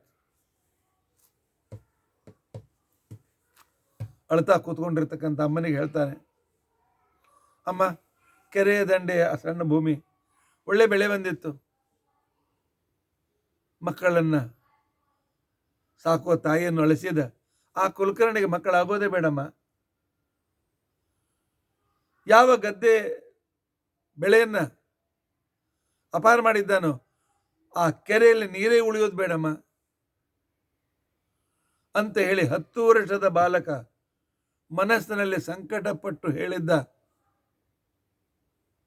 ಆ ಮಾತು ಸತ್ಯವಾಯಿತು. ಮುಂದೆ ಆ ಕುಲಕರ್ಣಿ ಮಕ್ಕಳೇ ಆಗಲಿಲ್ಲ. ಇವತ್ತಿಗೂ ಆ ಕೆರೆಯಲ್ಲಿ ನೀರು ನಿಲ್ಲೋದಿಲ್ಲ.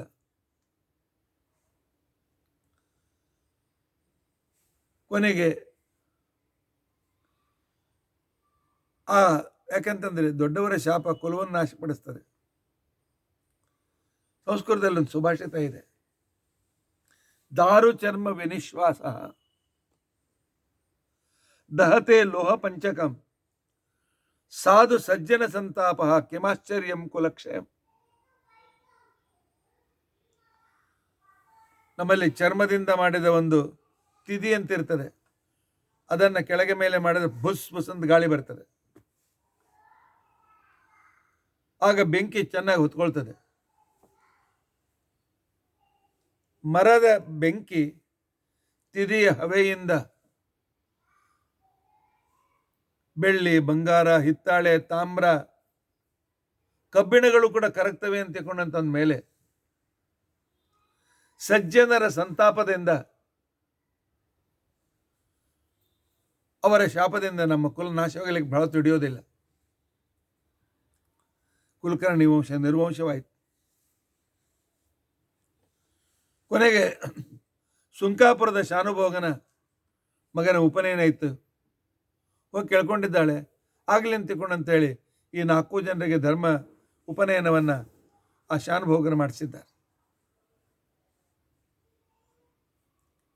ಅಲ್ಲಿ ಬಂದಿರತಕ್ಕಂಥ ಗುರುಗಳು ಭಾಗಣ್ಣನಿಗೆ ಗಾಯತ್ರಿ ಮಂತ್ರದ ಉಪದೇಶವನ್ನು ಕೊಟ್ಟು ಅರ್ಥವನ್ನು ಹೇಳಿ ಪರಮಾತ್ಮನ ಉಪಾಸನೆ ಮಾಡು ಅಂತ ಹೇಳಿದಾಗ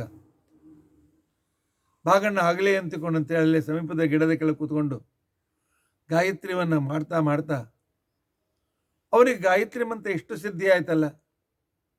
3 ತಾಸು, 4 ತಾಸು, 5 ತಾಸು ಕೂತ್ಕೊಂಡು ಆ ಗಾಯತ್ರಿ ಮಂತ್ರ ಜಪದ ಚಿಂತನೆಯನ್ನು, ತಪಸ್ಸನ್ನು ಮಾಡ್ತಾ ಇದ್ದರೆ ಹೊರಗಿನ ಜಗತ್ತಿನ ವಿಚಾರವೇ ಅವನಿಗೆ ಇರ್ತಿರ್ಲಿಲ್ಲ.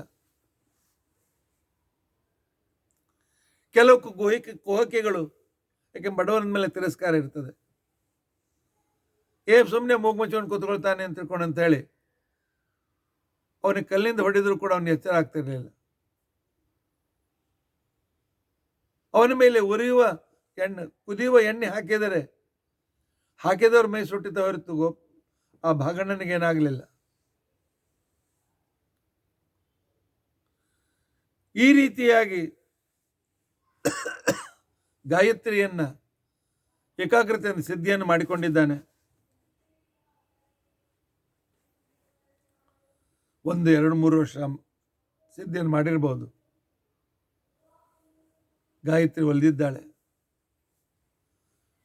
ಅಪರೋಕ್ಷ ಜ್ಞಾನಿಯಾಗಿದ್ದಾನೆ. 16 ವರ್ಷದ ಯುವಕ ಭಾಗಣ್ಣ ಅಪರೋಕ್ಷ ಜ್ಞಾನಿ. ಅವನು ಹೇಳಿದ್ದೆಲ್ಲವೂ ಕೂಡ ಸತ್ಯವಾಗ್ಲಿಕ್ಕೆ ಪ್ರಾರಂಭವಾಯಿತು. ಭಿಕ್ಷೆ ಬೇಡ್ಲಿಕ್ಕೆ ಬಂದರೆ ಹೋಗ ಅಂತಿಕೊಂಡಂತನೋ ಜನ ಇವನ ಮನೆ ಮುಂದೆ ಭವಿಷ್ಯ ಕೇಳುವುದಕ್ಕೋಸ್ಕರ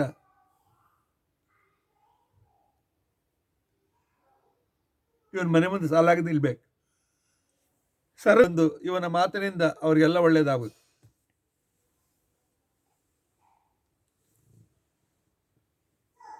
ಉತ್ತರ ಪ್ರದೇಶದಿಂದ ಕವೀಶ್ವರ ಅಂತಿಕೊಂಡಂತನ್ನೋ ಒಬ್ಬ ಕವಿ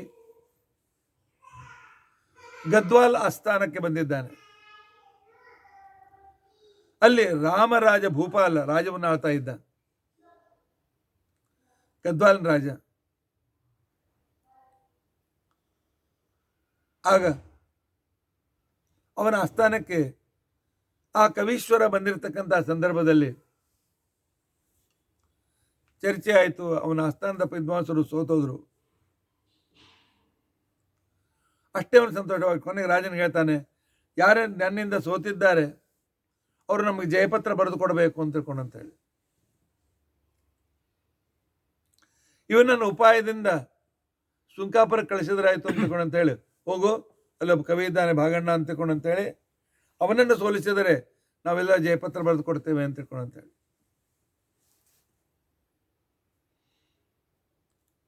ಆಗ ಅವನು ಬಂದಿದ್ದ. ಗೋಪಾಲದಾಸರ ಜೊತೆಗೆ ವಿಚಾರ ಬಂದಾಗ ಅವ್ರು ಹೇಳಿದ್ರು, ನೋಡಪ್ಪ, ನೀನು ಲೌಕಿಕ ಜನರನ್ನ ವರ್ಣನೆ ಮಾಡ್ತಕ್ಕಂಥ ಕವಿತೆ ಬರೀಬಹುದು, ಆದರೆ ನಾನು ಬರೆಯುವ ಪದಪದ್ಯಗಳು ಭಗವಂತನ ಸ್ತೋತ್ರವಾಗಿರ್ತದೆ. ಅಂತೆ ಸ್ಪರ್ಧೆಯನ್ನು ಮಾಡಿ ಇವನ ಮುಖವನ್ನು ಬಂದ್ ಮಾಡಿದ್ದಾರೆ. ನಿಜವಾಗಿ ಇವನ ಜಯಪತ್ರಿಕೆಯನ್ನು ಕಸಿದುಕೊಂಡು ಕಳಿಸ್ಬೇಕು. ಅದು ಪರವಾಗಿಲ್ಲಪ್ಪ, ಹೇಗೋ ಉಪಜೀವನ ಮಾಡ್ಕೊಂಡು ಹೋಗು, ಅಹಂಕಾರ ಪಡಬೇಡ ಅಂತೇಳಿ ಕಲಿಸಿಕೊಟ್ಟಿದ್ದಾರೆ. ಈ ವಿಚಾರ ರಾಮಭೂಪಾಲನಿಗೆ ತಿಳಿದು, ಗದ್ವಾಲ್ ರಾಜನಿಗೆ ತಿಳಿದು ಇವರಿಗೆ ಬಂದು ಸತ್ಕಾರ ಮಾಡಿದ್ದಾನೆ. ನಮ್ಮನ್ನು ತಿರಸ್ಕಾರದಿಂದ ನೋಡುವ, ದ್ವೇಷದಿಂದ ನೋಡುವ ಇವರೇ ಬೇಡ ಅಂತ ತಿಳ್ಕೊಂಡಂತೇಳಿ ರಾಜನ ಪ್ರೇರಣೆಯಿಂದ ಅವರು ಉತ್ತನೂರಿಗೆ ಬಂದಿದ್ದಾರೆ. ಉತ್ತನೂರಿನಲ್ಲಿ ಬೆಳಗ್ಗೆ ಸ್ನಾನ ಮಾಡಿ 9 ಗಂಟೆಗೆ ಕೂತ್ಕೊಂಡ್ರೆ ಮಧ್ಯಾಹ್ನ 2 ಗಂಟೆವರೆಗೆ ಮನೆ ಕ್ಯೂ ಪ್ರತಿಯೊಬ್ಬರು, ನಮ್ಮ ಮಗನಿಗೆ ಹೀಗಾಗಿದೆ, ಮಗಳ ಮದುವೆ ಆಗಬೇಕಾಗಿದೆ, ಏನು ಹೇಳಿದ್ರು ಕೂಡ ಅಪರೋಕ್ಷ ಜ್ಞಾನಿಯಾಗಿರ್ತಕ್ಕಂಥ ಭಾಗಣ್ಣ ಅವರಿಗೆ ಮಾರ್ಗದರ್ಶನ ಮಾಡಿ ಅವರ ಜೀವನದಲ್ಲಿ ಸುಖವಾಗುವಂತೆ ಮಾಡ್ತಾ ಇದ್ದ. ತನ್ನ ಗಾಯತ್ರಿ ಜಪದ ಪುಣ್ಯವನ್ನು ಈ ರೀತಿಯಾಗಿ ಅವನು ವ್ಯಯವನ್ನು ಮಾಡ್ತಾ ಇದ್ದ. ಈ ಸುದ್ದಿ ವಿಜಯದಾಸರಿಗೆ ತಿಳಿಯಿತು. ವಿಜಯದಾಸರು ಕೂಡ ಇವನ ಮನೆಯಲ್ಲಿ ಸಾಲಾಗಿ ನಿಂತವರಲ್ಲಿ ತಾವು ಕೂಡ ನಿಂತಿದ್ದಾರೆ. ಅವರ ಸರದಿ ಬಂದ ಕ್ಷಣಕ್ಕೇನೆ ಅವರ ತೇಜಸ್ಸನ್ನು ನೋಡಿ ಭಾಗಣ್ಣ ಎದ್ದು ನಿಂತ್ಕೊಂಡಿದ್ದಾನೆ. ಕೂತ್ಕೊಂಡಿದ್ದ, ಏನಾಗಬೇಕಾಗಿತ್ತು? ನನಗೇನೇ ಆಗಬೇಕಾಗಿಲ್ಲ, ನಿನಗೋಸ್ಕರ ನಾನು ಬಂದೀನಿ, ನನಗೇನಾಗಿದೆ? ಭಾಗಣ್ಣ, ಗಾಯತ್ರಿ ಸಿದ್ಧಿ ಮೋಕ್ಷದಾಯಕ, ಕೀರ್ತಿ ಗಳಿಸಿ ಹಣ ಗಳಿಸುವುದಕ್ಕೋಸ್ಕರ ಅಲ್ಲ. ಬಿಟ್ಬಿಡು, ಭಗವಂತನ ಸೇವೆ ಮಾಡಿಕೊಂಡಿರು ಅಂತ ತಿಳ್ಕೊಂಡದ್ದು ವಿಜಯದಾಸರು ಹೇಳಿದಾಗ ಆ ಕಾಲದಲ್ಲಿ ಅವನು ಸರ್ವಸಂಗ ಪರಿತ್ಯಾಗ ಮಾಡಿ ಅವರ ಶಿಷ್ಯನಾಗಿದ್ದ. ವಿಜಯದಾಸರು ದೀಕ್ಷೆ ಕೊಟ್ಟು ಗೋಪಾಲದಾಸರು ಅಂತ ತಿಳ್ಕೊಂಡಂತೇಳಿ ಹೆಸರನ್ನು ಇಟ್ಟಿದ್ದಾರೆ. ಗೋಪಾಲದಾಸರ ಶೈಲಿ ಅತಿ ಸುಲಭ, ಆದರೆ ಯಾವಾಗ ಕುಟಿಲ್ತನ ಕಠೋರತೆ ಆಗ್ತದೆ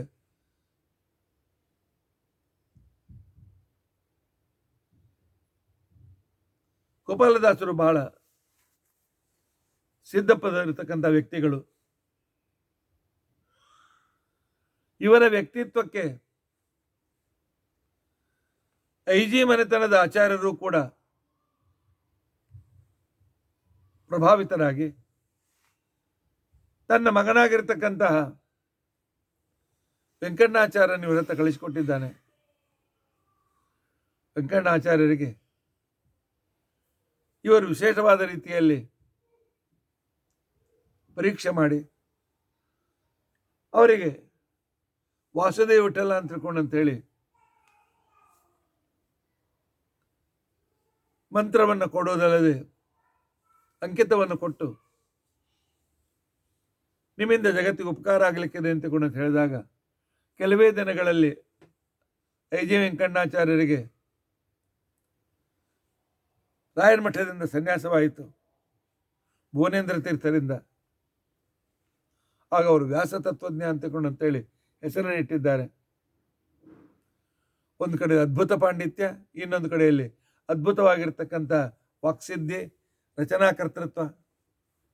ಈ ರೀತಿಯಾಗಿ ವ್ಯಾಸದಾಸ ಎರಡೂ ಸಾಹಿತ್ಯದಲ್ಲಿ ಅತ್ಯಂತ ಪರಿಣಿತರಾಗಿರ್ತಕ್ಕಂಥ ಸ್ಥಿತಿಯಲ್ಲಿ ಎರಡಕ್ಕೂ ಒಂದು ಸರಿಯಾಗಿರ್ತಕ್ಕಂಥ ಒಂದು ಸಮತೋಲನ ತಂದು ಕೊಟ್ಟಿರ್ತಕ್ಕಂಥವರು ಗೋಪಾಲದಾಸರು. ಗೋಪಾಲದಾಸರು ಪರಮ ಭಕ್ತರು.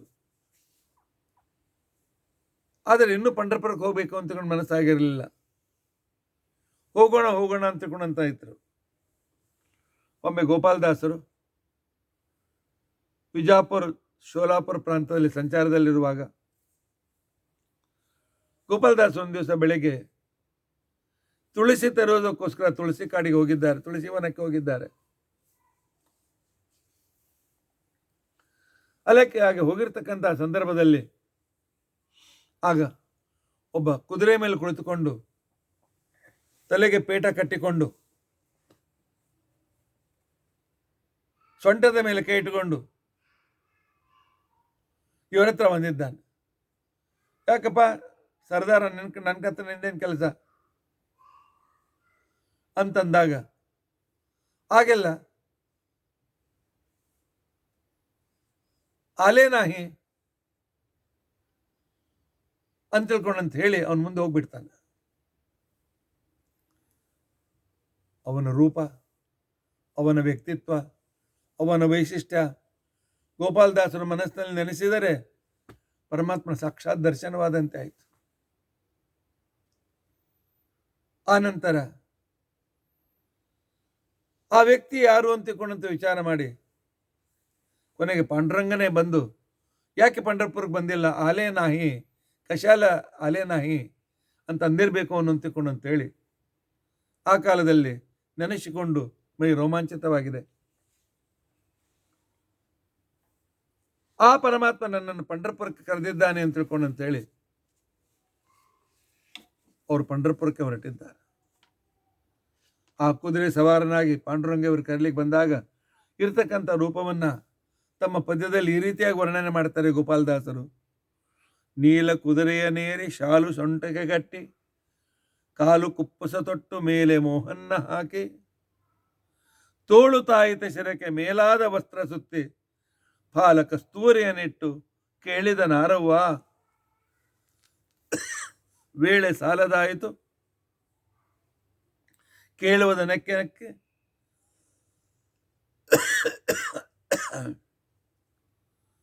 ಮೇಗೆ ಗಂಧವ ಪೂಸಿ ಪಲಾಯನದಿ ಅಶ್ವವೇರಿ ಹಾರಾಡಿಸುತ್ತ ಆಲೇನಾಹಿ ಎಂದು ಕೇಳಿದ ನಾರವ್ವ, ವೇಳೆ ಸಾಲದಾಯಿತು ಕೇಳುವುದನೆಗೆ, ಕೇಳುವುದಕ್ಕೆ ಮತ್ತೆ ವಚನ ಗದ್ಗದವಾಯಿತು, ಏಳದು ವಚನ ಉಚ್ಚರಿಸುವೆನು, ಆಲೋಚನೆಗೆ ಅತಿ ವಿಚಿತ್ರ, ಕೇಳಿಲ್ಲ ಕಂಡಿಲ್ಲ ಇಂಥ ಪುರುಷನೆಂದು ಕಾಳ ಕತ್ತಲೆಯಲ್ಲಿ ನೋಡಿ ಆಗಲು, ಕೇಳುತ್ತಗ್ಗ ನಡೆಯಲು ಎನಗೆನ್ನು, ಆಲೋಚನೆ ಎತ್ತಲಾಗಿ ಎನ್ನ ಕೇಳಿದನಲ್ಲಿ ಅರೆ ಮಾತಿನಿಂದ ಎನ್ನ ಪೇಳು ಆ ಪುರುಷನ ಅವನಾರಪ, ಆಲೋಚನೆಗೆ ನನಗೆ ತೋರುತ್ತಲೇ ತುಳಸಿ ಮಾಲೆ ಪರಿಮಳಗಂಧ ಕುರುಹಿನಿಂದ ಶೀಲಮೂರ್ತಿ ಪಂಡರಿಯ ಗೋಪಾಲ ವಿಠಲನೆ ಓಲಾಡಿಸುತ್ತ ಕುದುರೆ ಓಲಾಡಿಸುತ್ತ ಆರೇನಾಯಿ ಎಂದು ಹೇಳಿ ಹೋಗಿದ್ದಾನೆ, ನನಗೆ ಆಮಂತ್ರಣ ಕೊಟ್ಟಿದ್ದಾನೆ ಅಂತ ತಿಳ್ಕೊಂಡಂತೇಳಿ ಪಂಢರಪುರಕ್ಕೆ ಬಂದಿದ್ದಾರೆ. ಪಂಢರಪುರದಲ್ಲಿ ಅನೇಕ ದಿನ ಇದ್ದಾರೆ. ಆಗ ಸಂದರ್ಭದಲ್ಲಿ ಅನೇಕ ಜನರಾಗಿರ್ತಕ್ಕಂಥವರು ಇವರಿಗೆ ವಿಶೇಷವಾಗಿರ್ತಕ್ಕಂಥ ರೀತಿಯಿಂದ ವೈಶಿಷ್ಟ್ಯವನ್ನು ಮಾಡಿದ್ದಾರೆ. ಅಲ್ಲಿಂದ ಮತ್ತೆ ರಾಯಚೂರು ಪ್ರಾಂತ್ಯಕ್ಕೆ ಹೊರಟಿದ್ದಾರೆ. ಶೋಲಾಪುರ ಗುಲ್ಬರ್ಗ ಮಾರ್ಗದಿಂದ ದಾರಿಯಲ್ಲಿ ಒಂದು ಕಾಡು. ಕಾಡಿನಲ್ಲಿ ಮಂಡಗದ್ದೆ ಭೀಮ ಅಂತಕೊಂಡಂತೇಳಿ ದೊರಡೆಕೋರ. ಇಷ್ಟು ಜನರು ಇವರ ಹತ್ರ ಬೇಕಾದಷ್ಟು ಹಣೆ ಸುಲಿಲಿಕ್ಕೆ ಬಂದರೆ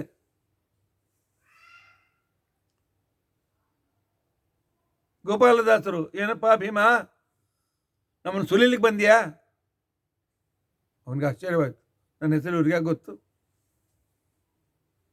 ಆದರೂ ಬಿಡೋದು ಬೇಡ. ತನ್ನೆಲ್ಲ ಸಂಘಟನೆಗೆ ಹೇಳಿದ್ದಾನೆ, 100 ಜನ ಆಕ್ರಮಣ ಮಾಡಿ ಅಂತೇಳಿ ಅಂದಾಗ ಹೊಡಿಬೇಕು ಅಂತೇಳಿ ಕೈ ಎತ್ತಿದಾಗ ಅವ್ರ ಕೈ ಹಾಗೆ ನಿಂತ್ಕೊಂಡು ಬಿಟ್ಟಿದೆ. ನಿಂತಲ್ಲೇ ನಿಂತುಬಿಟ್ಟಿದ್ದಾರೆ. ಗೋಪಾಲದಾಸ ತಮ್ಮ ಪರಿವಾರ ಜೊತೆ ಮುಂದೆ ಹೊರಟೋಗ್ಬಿಟ್ರು. ಎತ್ತಿದ ಕೈ ಕೆಳಗೆ ಹಾಕ್ಲಿಕ್ಕೆ ಮಾಡ್ತಾ ಇಲ್ಲ, ಹೆಜ್ಜೆ ಇಡ್ಲಿಕ್ಕೆ ಆಗ್ತಾ ಇಲ್ಲ.